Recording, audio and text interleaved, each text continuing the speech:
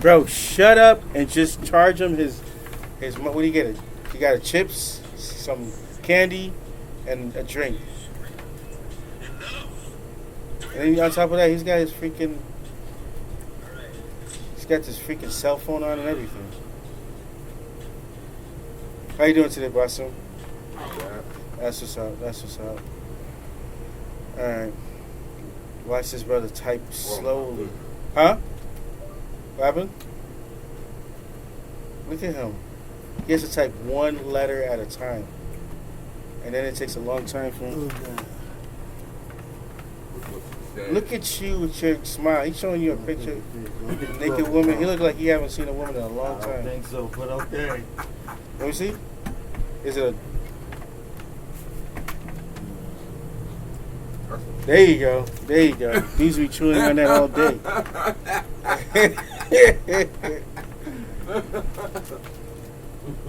Yo, all right. So he just showed me a picture, inappropriate. Anyway, thank you for joining us. This is my name is John Aquarius. It's the John Aquarius channel. The name of this podcast is John and Moosah podcast. Subject to change.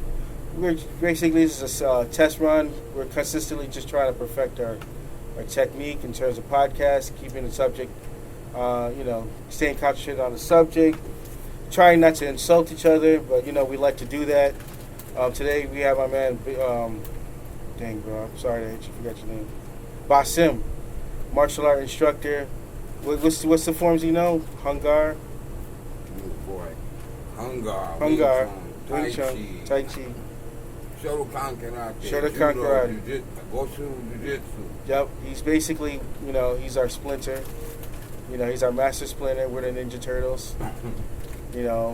Obviously, Moosah looks like Donatello with his rag. He got an orange rag on him right now. He's straight up, he's Michelangelo with the nunchucks. And I guess I'm Donatello because I'm the nerdy one. But so I'm just waiting for him to slowly process a payment because he doesn't know how to do it yet, even though he's been working here 4 to 5 months at the Crown Asian Market. That's what we're going to call it. I think that's a better name. Crown Asian Market. Want me to sign? What, do? Sign it? Yeah. Take your finger. Is this a scribble mark? Yeah, that's what I do. Yeah, so right now he's just finishing the transaction. Does it work? You got to make it a little bit more authentic. You can't just do scribbles with it. Uh-oh. Put your chi in it. How do you get... Doing a script signature. Alright, there you go. So I guess it's... That's because you're a ghost. That's because you're a ghost. Hold on. Let me see. So right now we're still just trying... Let me just press pause. Just press pause because... Okay. I'm out there. Alright, so the transaction has been completed after 10 minutes. So Moosah, we are doing a podcast today based on your request. What do you want to talk about today? I want to talk about... Alright, first of all, can you turn off the sound of that? Because it always interrupts that sound. Just turn off the notification sound or whatever. What did you want to talk today about, Basim? Plug that up. Alright, I got it plugged up to charge up my phone. You have any ideas? Well, today, actually, you know what?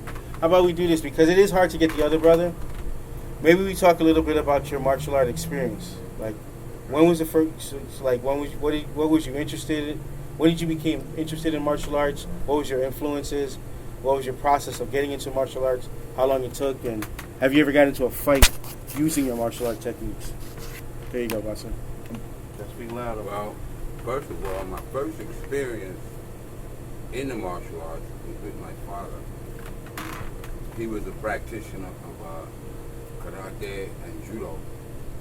And he took me to I remember I was maybe 5 years old, and he took me to this exhibition match in New York. I think it was NYU or John Jay College. It was one of those. I was really young at the time. Okay.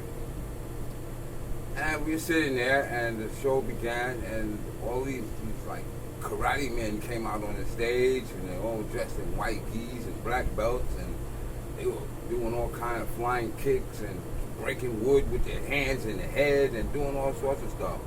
And I looked at my dad, and I told my dad, I said, you know, Dad, I want to do that. Nice. I want to learn that. So my father started teaching me a couple of moves, like, you know, basic stuff like how to block and how to punch and stuff like that.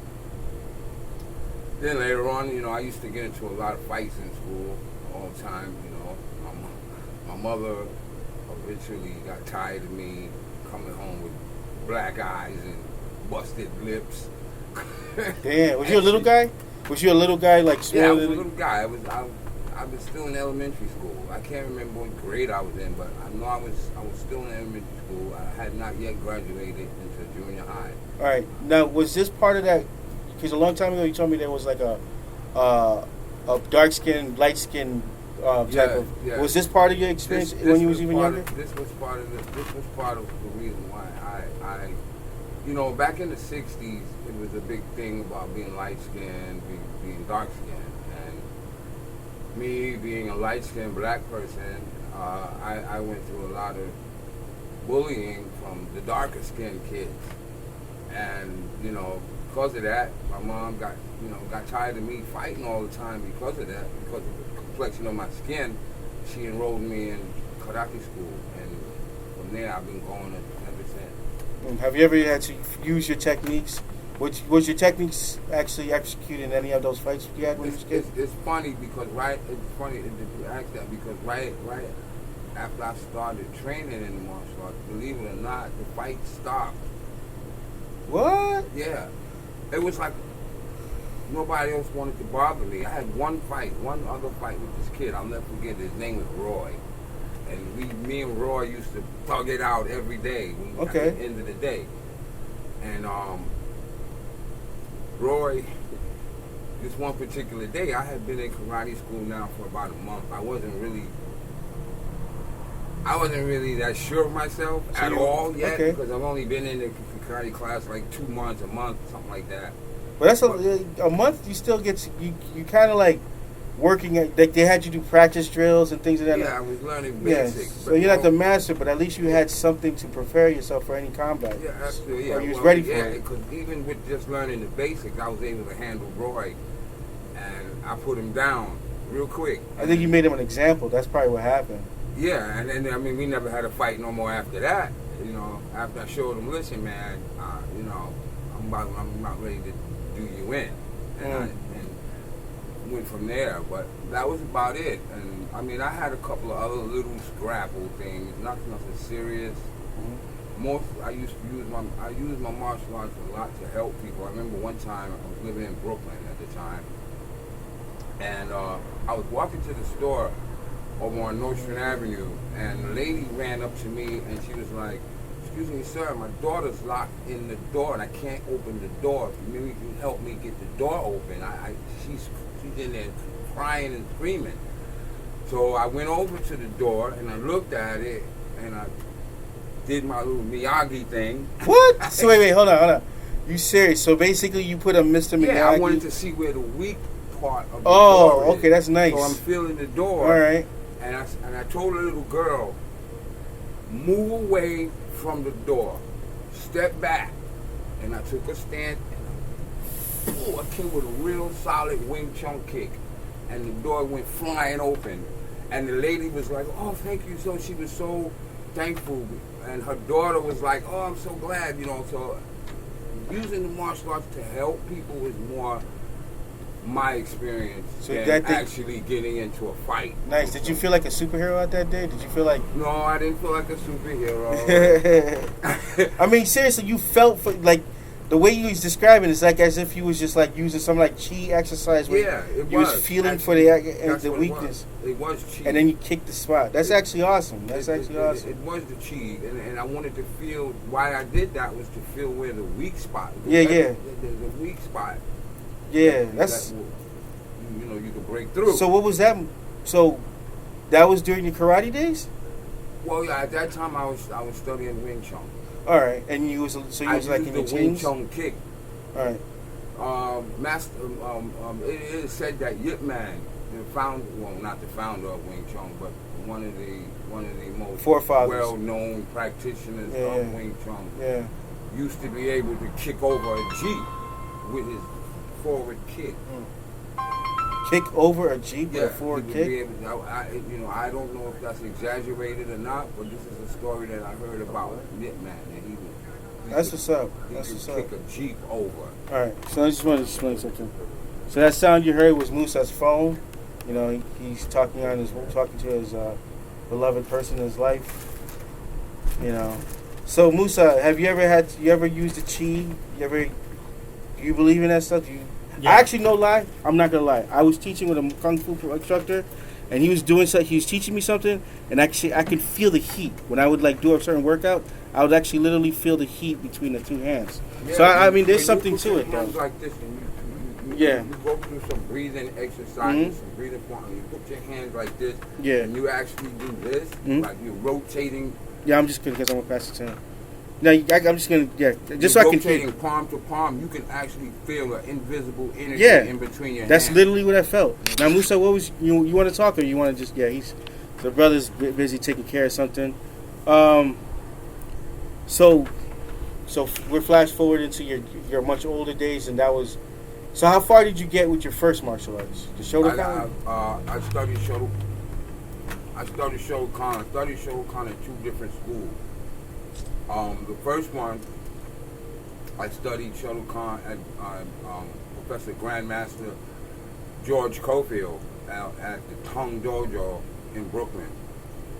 This was on Flatbush Avenue. Then What was the instructor's name again? Master George Cofield. All right, shouts out to George Cofield if he's still alive, and to any of the students if you remember. No, he's resting in peace now. All right, so if anybody's listening to this or watching this, leave a comment below if you've ever attended this class, or if you're familiar with this instructor. All right, so yeah, go ahead. Also, we want to keep it short because I'm going to be leaving for work soon. So just keep some of the answers short. All right. So you studied with that brother for how long? Until what? I studied at the Tongue Dojo. I got my green belt. Then I had to stop classes because my parents were moving out of the area. We used to live in the area of the Tongue Dojo, and because we were moving out the side of the area, we were going all the way into Crown Heights, I think it was. Okay. All right. So flash forward, you had to move out. What was the next martial art forms? And I started again training at the Bijou Martial Arts Club, in same thing, Shotokan Karate, okay. and also Judo and Goshin Jiu-Jitsu. All right. And there I studied that up until I got my brown belt at that dojo, and then I started training with the AK system with Kareem Ratcliffe as the head instructor at the AK system. How long ago was that? Like, what year was that? Oh man, that was high school. That was in the 70s. Oh, you know him since he was a kid like that? Yes, sir. Ever since we were in high school, I met him in the 9th grade. Do me a favor, bro. Can you get that fan oscillating because brother is just sweating? The fan right next to you, right there. See if we can get it isolated because you're like sweating like crazy. I don't want I don't want you fainting on us. No, press that button in the back. Warm in here.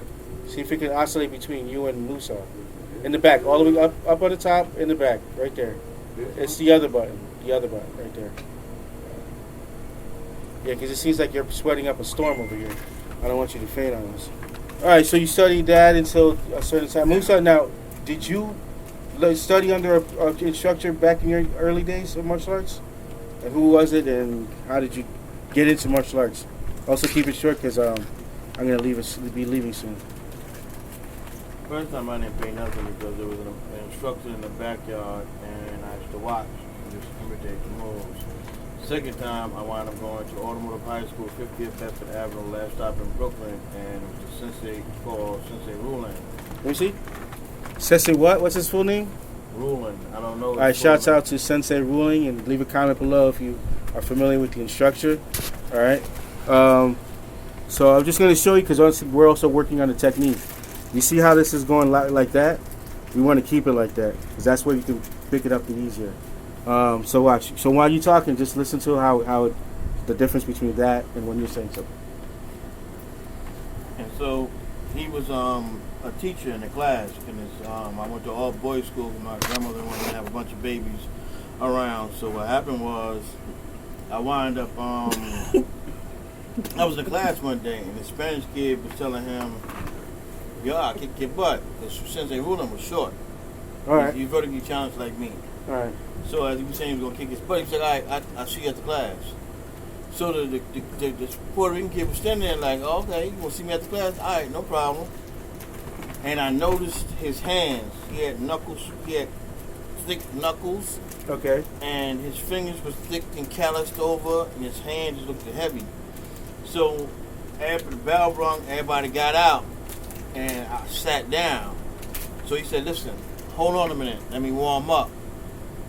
He started like throwing his hand, and then he punched the side of the car window, and just shattered. Like Street Fighter. He hit it, bam! And when he hit it, it just broke. So he did a Street Fighter move and punched the car side window and it hit it. And it broke. And was this an abandoned car or someone's or just? Them cars was, some of the cars are donated, some of the cars are abandoned. Some of them cars could be your family. But wait, where did he punch the car? Like in the middle of the street? He just. Nah, it was in the classroom. The automotive high school had cars inside the building. Oh, so he did it in a classroom. Yeah, and he broke the glass. All right, so like out of a Street Fighter. Then he told the kid, "You ready?" And the kid was like, He shut him down. That's the art of that is like. I mean, so basically, that's the art of fighting without fighting. I think Bruce Lee did that in one of his movies too. Outsmarted the person or just demonstrated something to the point that his opponent was offended or was afraid to fight him. So Moosah, but did you ever have to fight using your technique, or was you a good fighter before that? Because you look like somebody that got into a lot of fights with your scarred up looking self. I got into a lot of fights because in English, Moosah is Moses. So kids would be like, "Moses, Moses, stop it from raining. Moses, part the water." It could be a little bit of water on the ground. Moses. So it got worse because after a certain amount of years, Spanish kids moved to my neighborhood, and this kid named Jesus. It was over them. We might have been in the same class. And Jesus in English is Jesus. Moses, Jesus, please. So are you serious? I just That's fight. funny. I just fight all the time. Then I had to fight. My uncle was mean. I had another uncle that was mean, and they would just do crazy stuff to me and make me fight. My uncle used to say, "I bet you my nephew could beat your son ass for a bottle of liquor or for some wine." Wow, he put you in that kind of situation. But I would fight kids and didn't even. I thought we was going to the park, Uncle. He put me to the side. He'd be like, "You see these 16s?" I'd be like, "Yeah." He'd be like, "If you don't win that fight, I'm gonna put my foot in your ass." Are you serious? How old were you when this happened? I was a kid. I was a little young kid. Meant to know, Moosah doesn't know his age, so when he says little kid, it could be anywhere between 1 to 5. So, but it's only go ahead. So after that, I was sitting. I wanted to not fight, but he kept doing it. I had another uncle that was mean, and he threw me down a flight of stairs. One time he seen me playing with two of my friends, and he told me to fight them. And I was like, we were just playing. And this is before martial arts. This is before martial arts. So he was a scrapper before martial arts. Then I learned a little bit from watching and practicing. Then when I went to high school, I went to Goji Rule, Yin Rule, Goji Rule, hardest of the hardest, softest of the softest. My now instructor in Endicott knows of my karate instructor name and everything. What was his name? Knows about him. Sensei Rulen. Rulen? All right. And he was pretty good and pretty decent, and I liked him. And I wish I could have finished, but I didn't want to be in automotive high school. So then, from learning how to punch and how to kick, I learned the 52. The 52 is that? It's a street jailhouse fighting style where people just say it like that to degrade it, to make it like it's nothing. But it's actually now almost used as a martial art. It's called the black man's kung fu. Yeah, because it entitles some of the Wing Chun it entitles boxing, and it entitles other stuff. So this is a different way. So no other school knows about this. This is basically specifically. So this is basically specifically in the black youth areas. Yeah, mostly only African American. Mostly African martial arts, and this is called the 52. Well, Now here's the thing. Just wanted to cut it short. Hopefully, maybe I might tie this with another conversation. So I just want to get this conversation started. So in the future, we'll be doing more. So like and subscribe. Also hit a like button. Remember to tell others about this. So yeah, we're gonna hopefully have more conversations about martial arts. And thank you for tuning in. See you. All right. So tune in next time. We're gonna talk a little bit more about the black experience of martial arts, and specifically in New York City. Brother Basim is gonna talk in detail about the 52 martial art. The 52. That's what it's called. 52. 52 blocks in martial arts. If anybody knows about that, like and subscribe, share, and have a good day. Thank you for tuning in. Bye.